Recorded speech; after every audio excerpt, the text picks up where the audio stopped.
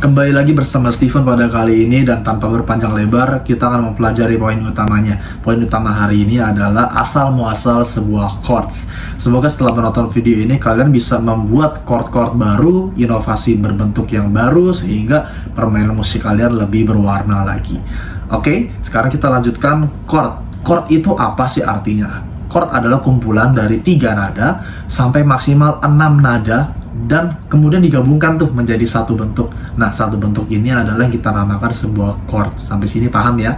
Kemudian poin kedua, aku pengen kasih pedoman di bawah ini. Oke, pedoman di bawah ini akan selalu ada sampai akhir video ini, supaya membantu kalian untuk mendengarkan sambil melihat, oh ada pedomannya di bawah, asal muasal seperti itu. Nah, poin kedua adalah aku akan menjelaskan 6 nada yang ada pada gitar di sisi ini. Nah, jangan lupa ketika kita tidak tekan apa-apa, kita menghiraukan tangan kiri, kan tangan kanan kita kan membunyikan sebuah senar pada gitar. Nah, kebetulan pada umumnya gitar kan ada 6 senar, otomatis ada 6 nada yang tidak kita perlu tekan apa-apa tapi sudah bunyi.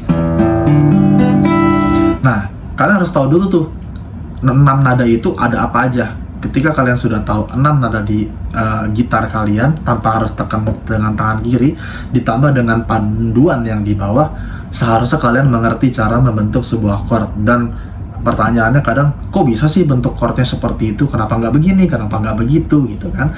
Nah, sampai sini kalau ada pertanyaan langsung sambil ketik komen aja di bawah. Oke, kita lanjutkan poin berikutnya. Poin berikutnya adalah sekarang kita harus mengetahui dulu nih. Kan tadi dikatakan bahwa chord adalah gabungan ya, gabungan nada-nada. Kemudian gabungannya ada 3, kemudian sampai maksimal 6 nada. Jadi kan kalau kita punya 3 nada aja berarti sudah menjadi sebuah chord. Apalagi 4, apalagi 5, apalagi sampai 6. Berarti logikanya semakin banyak nada yang digabungkan, bahwa chord itu akan menjadi semakin inovatif, semakin berwarna, semakin ramai. Tentunya pasti nadanya juga lebih bagus, dan juga mungkin mainnya lebih susah. Kenapa? Karena kan nadanya banyak digabungin.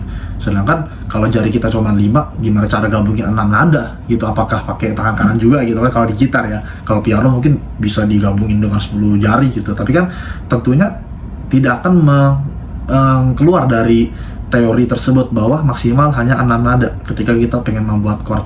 Nah, apalagi kalau misalnya kalian bisa berinovasi lebih hebat, ternyata bisa ketemu loh nada ke-7.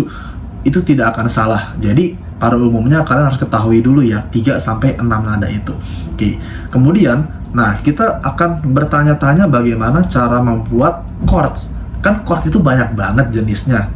Jadi kalau kalian mengharapkan video ini bisa langsung membuat kalian bermain atau menciptakan sebuah chord yang banyak, pelan-pelan. Karena video kali ini adalah kita akan mempelajari dulu poin utamanya dalam mempelajari chord mayor. Oke? Jadi harus bersabar ya. Chord mayor dulu yang kita pelajari. Kalau sudah pintar kita lanjut dengan chord-chord yang lain. Setuju ya semua? Nah, sekarang kita lanjutkan. Ketika kita sudah mengerucutkan menjadi chord mayor, maka dari itu kita harus ketahui dulu isi chord mayor itu membutuhkan berapa banyak nada sih? Apakah 3, apakah 4, apakah 5, atau apakah 6? Nah, kebetulan chord mayor adalah chord yang paling gampang untuk dibuat, yaitu dia hanya membutuhkan 3 nada saja. Oke, sampai sini paham ya? Chord mayor hanya membutuhkan 3 nada saja. Kalau sudah tahu, kita lanjutkan. Nah, 3 nada ini akan berpatokan pada apa sih supaya bisa membentuk sebuah chords? Di sini ada tambahan pedoman.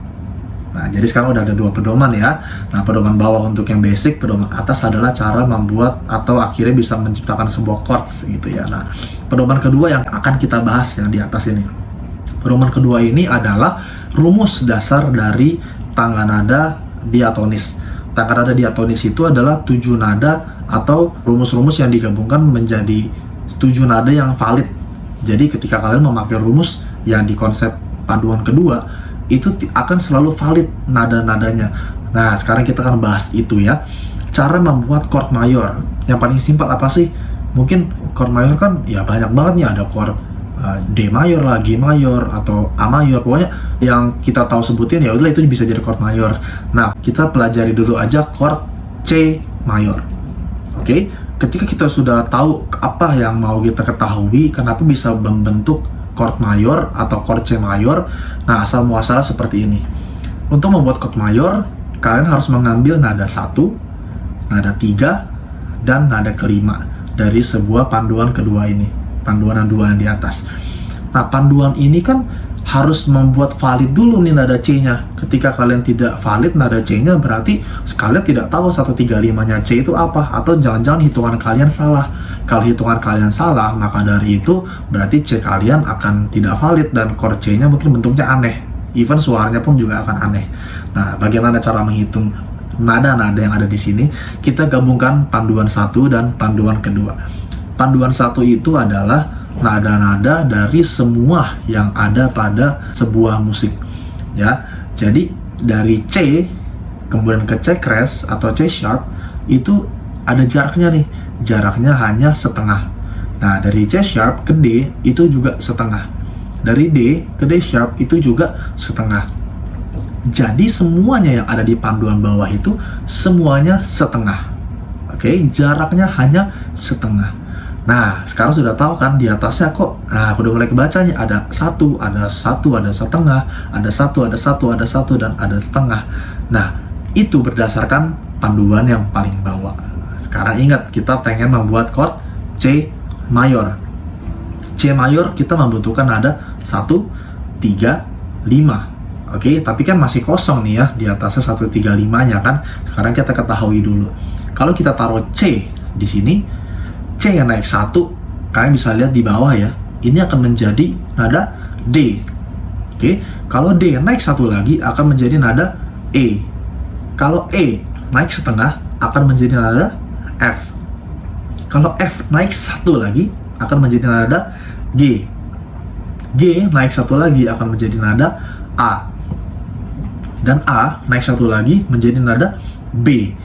Dan terakhir B naik setengah akan menjadi nada C. Bener kan? Ketika kalian lihat di sini nada-nadanya kalian cek dengan panduan yang paling bawah, bahwa nadanya setiap naik 1, oh bener ke D. Bahwa naik 1 lagi, oh bener ke E. Naik setengah, oh bener ke F.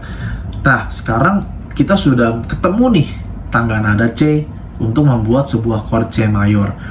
Nah, sekarang kita tinggal transkrip aja yang tadi, bahwa untuk membuat chord C mayor membutuhkan 1, 3, 5. Kita langsung ambil ya. Satunya adalah C, 3-nya adalah E, 5-nya adalah G. Jadi kita sudah ketemu yang namanya C, E, G. That's it. Ketika kita ketemu C, E, G, digabungkan menjadi satu, kemudian kita cari nadanya pada gitar, maka kalian akan ketemu sebuah chord C. Langsung kita contohkan aja. Kita logiknya aja ya. Kita harus tahu dulu bahwa senar 6 ini nadanya E. Berarti ada ya, kalau dari kumpulan C, E, G ada ya E-nya ya. Berarti kita taruh dulu E-nya. Kemudian kita cari senar 5. Senar 5 ini kita cari yang terdekat supaya ketemu C atau E atau G. Kita coba hitung terdekat. Di sini adalah A sharp, B, C. Ketemu C ya. Berarti kita taruh C di sini dengan jari manis. Nah, kemudian kita lanjut ke senar 4. Senar 4 kan D opennya. Berarti belum ada ya, karena kita butuhnya C, E, dan G. Nah, kita ke senar 4 nada D, geser ke 1 D sharp, kemudian geser ke sini E. Berarti C, E, G. C dan E sudah ketemu ya. Berarti ada E, ada C, ada E. Ya, aman ya. Berarti yang kurang tinggal G nih. Nah, senar 3 opennya adalah nada G. Berarti sudah ketemu langsung. Udah ada E, udah ada C, udah ada E, udah ada G. Apakah hanya sampai situ? Kita strum enak gak ya?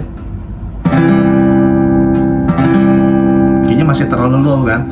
Nah, senar 2 dan 1 masih nganggur nih. Coba kita cari lagi ya. Senar 2 itu opennya nada B.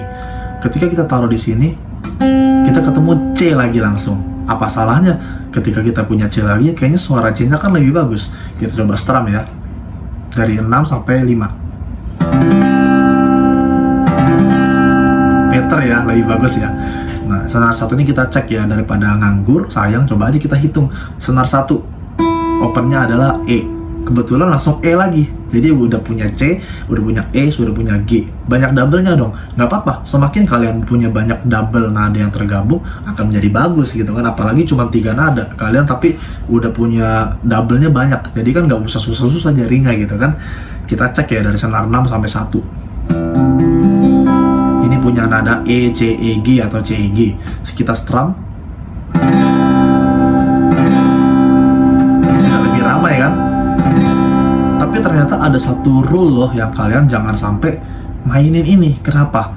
Kalau kalian mainin mentang-mentang ketemu nadanya yang penting C, E, G, ya udah kalian mainnya chordnya kayak gitu. Kita perhatikan, ketika kita menamai sebuah chord ini menjadi chord C mayor, berarti dia punya leader nadanya. Nadanya harus punya pemimpin, yaitu nadanya C. Jadi nada terendah yang kalian punya di dalam sebuah chord haruslah pemimpinnya menjadi nada terendah. Sekarang kita cek nada terendah yang kita mainin apa? Senar 6 E. Berarti dia gak boleh menjadi sebuah chord C mayor saja. Maka dia akan menjadi chord yang lain namanya. Maka itu tidak boleh disebut C. Jadi, lalu di mana dong C terendah? Kita cek senar 5 ya. Tadi kan di sini nadanya C. That's why pada video sebelumnya chord C selalu dimainkan dari senar 5. Akan lebih clean dan akan lebih bagus, dan ini adalah chord C yang valid. Kita bandingkan dengan senar 6 yang gabungin tadi ya. Sekarang kita senar 5 aja. Lebih enak bukan? Kalau strum mungkin nggak kelihatan ya dan nggak terlalu kedengaran ya. Coba kita yang petikan. Aku main dari senar 6 yang tadi, bassnya di E ya, harusnya kan C.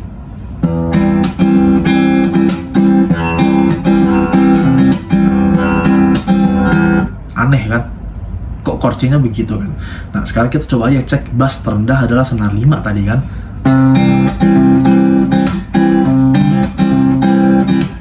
Lebih enak gitu kan?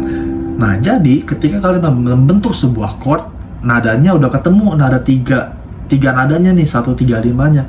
Tapi tetap ingat rule-nya, harus punya leader dari sebuah chordnya atau sebuah bassnya. Kalau kalian chordnya mau chord C mayor, berarti bassnya harus C. Kalau chordnya C, bassnya nggak boleh G, nggak boleh E, karena itu akan membentuk sebuah chord baru, dan itu tidak salah ya. Tapi untuk membuat chord C, ya akan menjadi salah. Oke, sampai sini kalau masih bingung, langsung komen lagi, taruh detiknya, langsung tanya, nanti aku jelasin di video-video berikutnya, atau langsung balas komen kalian. Nah, berikutnya lagi, kita buktiin nih, ini kan baru chord C mayor. Saya akan buktikan satu chord lagi, setelah itu kalian bisa mencoba chordnya sendiri. Sebenarnya video ini untuk pemula yang benar-benar ingin belajar atau kuliah musik gitu ya, secara online kalian, supaya tidak langsung jumping. Kalian pengen cepat-cepat tapi ternyata teorinya takutnya ke jumping, jadinya kok bisa gini tiba-tiba ya, dan akhirnya kalian mencari-cari lagi rumus, dan itu jadinya memutarbalikkan teorinya, jadi bingung. Lebih baik seperti ini, tapi yang sudah tahu, thank you banget, dan kalian bisa membantu mengajarin teman-teman di komen. Oke, chord kedua adalah D mayor. Yang namanya membuat mayor, ingat, kita hanya perlu mengumpulkan 1, 3, 5. Hanya itu aja. Sekarang kita membuat chord D. Kita hapus dulu chord yang C-nya tadi. Sekarang kita punya D ya. Berarti kita put dulu nih. D paling awal. Naik 1 adalah E. E naik 1 adalah fis atau F sharp. F sharp naik setengah jadi G. G naik 1 jadi A. A naik 1 jadi B. B naik 1 jadi C sharp, dan terakhir C sharp naik setengah jadi D. Maka itu dari awalnya D, akhirnya D, sehingga catatannya atau kumpulan tangga nada D adalah valid. Oke, ketika sudah valid baru kita mengambil 1, 3, dan 5-nya. Langsung kita ambil 1-nya D, 3-nya fis F sharp, 5-nya A. Oke, ada D, ada F sharp, ada A. Kita cek ya. Senar 6 E, berarti gak boleh ya, false, karena E tidak ada, artinya D, F sharp, A. Senar 5 A, ada ya. Senar 4 D, ada ya. Nah, senar 3 kita cari, kan tadi harusnya D, F sharp, A. Kita cari ya. Skala 3 G, berarti nggak ada. Kita coba cari G sharp,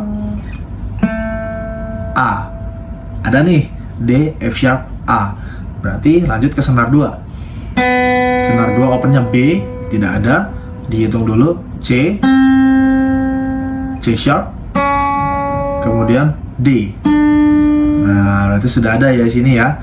Berarti senar 1 nih terakhir, senar 1 E, belum ada ya. E ke fret 1, F ke fret 2-nya, F sharp. Nah, sehingga menjadi chord D mayor. Kita cek dulu tadi. Senar 6 E nggak boleh. Kita senar 5 A sudah ada. Kita langsung strum dari senar 5. Oke, apakah ini valid? Tidak. Ini bukan chord D mayor yang real. Kenapa? Ingat, sebuah chord D mayor harus punya leadnya. Leadernya adalah nada D. Berarti jika ini senar 5 nadanya ada A, berarti tidak boleh menjadi chord D mayor. Kita cek senar 4. Ini adalah nada D. Berarti ini adalah leader dari sebuah chord D mayor, sehingga ketika kita strum akan enak. Tapi sekali lagi, kalau kita strumnya digabungin di senar 4 yang memang validnya D mayor, terus kita strum dari senar 5, kok kayak lebih enak gitu ya. Kenapa nggak ada senar 5 aja kak? Maksudnya kan kayak enak juga tuh. Strum maybe nggak terlalu kedengaran. Kalau ketika kalian petikan,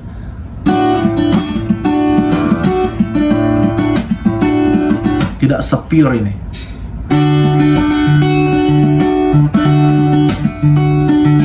Nah, makanya aku bilang ketika kalian tidak punya lead di dalam sebuah chordnya, bukan salah, tapi dia tidak menjadi real chord D mayor, tapi dia akan menjadi chord yang lain namanya, seperti itu. Nah, pertanyaannya adalah, atau inovasi yang bisa kalian mainkan adalah kalian mencari tahu kenapa bentuk chord E nanti seperti itu, kenapa bentuk chord F nanti seperti itu. Atau misalnya kalian, gue udah bisa chord G loh gitu kan, terus kalian bikin chord G, kalian pakai rumusnya tadi 1, 3, 5. Kalian ketemu nih 3 nada itu digabungkan menjadi 1, kemudian jadi chord G. Kok bentuknya jadi bener ya? Jadi yang selama ini kita mainin bentuknya kayak gitu, oh ternyata ini bentuknya, nadanya ini, makanya kenapa jari gua bentuknya seperti ini, kayak gitu.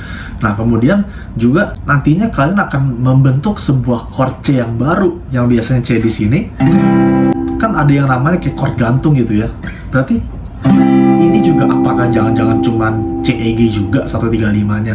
Apa jangan-jangan yang di sini juga CEG juga gitu kan? Apakah di sini juga CEG juga? Jadi banyak banget C, dan apapun yang C yang sudah bisa kalian pernah mainkan bentuk-bentuk yang aneh, dan pas kalian masukin CEG-nya, iya ya ternyata, oh karena CEG bentuknya seperti ini. Nah, itulah the magic ketika kalian mempelajari teori dengan jelas. Jadi asal muasalnya kalian tahu. Nah, tapi untuk orientasi teman-teman yang mungkin pengennya, ya ngapain lah sih belajar teori seperti itu, kebanyakan pada lapangannya yang penting bisa mengiringi orang bernyanyi, bisa membuat orang senang. It's okay, it's really good. Yang penting kalau kalian orientasinya pengen mempelajari lebih dalam dan perkuliahannya dapet, kalian pelajari teori seperti ini, dan ini bisa membantu kalian untuk mengajar kembali kepada teman-teman. Jadi bukan hanya bisa bermain di lapangan, tapi kalian bisa menjadi sebuah pengajar juga, bisa berbuat kebaikan, bisa berbagi berkat, bisa juga mendapatkan berkat karena kalian mengajar, betul kan? Jadi semangat dalam mempelajari gitar. Kemudian ini adalah poin yang bisa saya bagikan pada video kali ini, dan komen sebanyak-banyaknya, dan silakan request juga boleh lagu yang pengen kalian pelajari. Nanti gua akan buat video hanya lagu, bukan teori. Oke, selamat latihan gitar dan semoga kalian berhasil dalam bermain musik. Have fun!